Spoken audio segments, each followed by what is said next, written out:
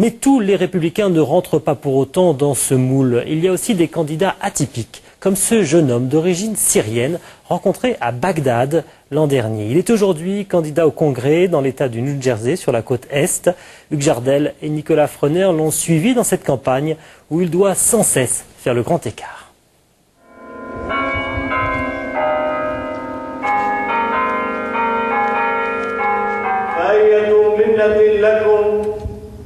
À Sainte-Anne, les fidèles sont ce qu'on appelle des Arab Americans, des Américains d'origine arabe.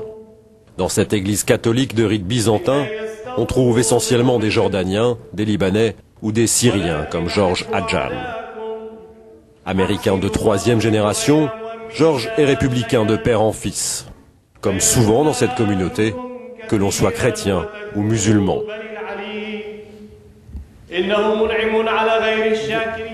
Le président Bush a bénéficié du vote de la communauté arabe en 2000. Il y a plusieurs raisons à cela, mais avant tout, le fait que beaucoup dans cette communauté sont socialement conservateurs et très croyants.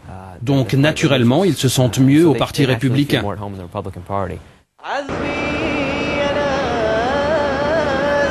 Depuis le début du conflit irakien, les Arabes américains sont pourtant dans le doute. En septembre 2003, il y a un peu plus d'un an, George s'est rendu à Bagdad, lui qui avait pris position contre la guerre.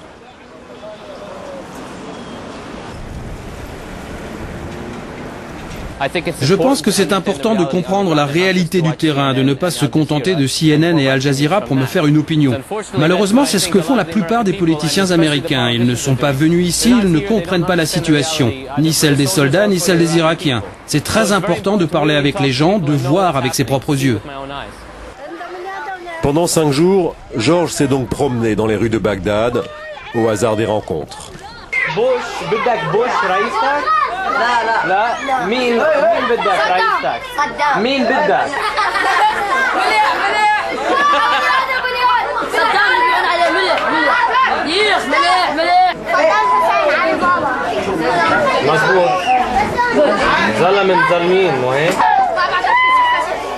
وين جيش عراقي؟ لا شرطة عراقية شرطة ملح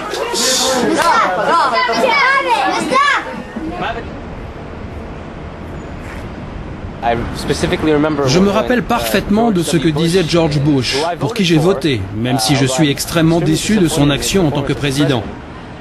Je me rappelle qu'il disait que l'Amérique devait être humble en tant que superpuissance et que le but de l'armée américaine était de gagner la guerre, pas de construire une nation.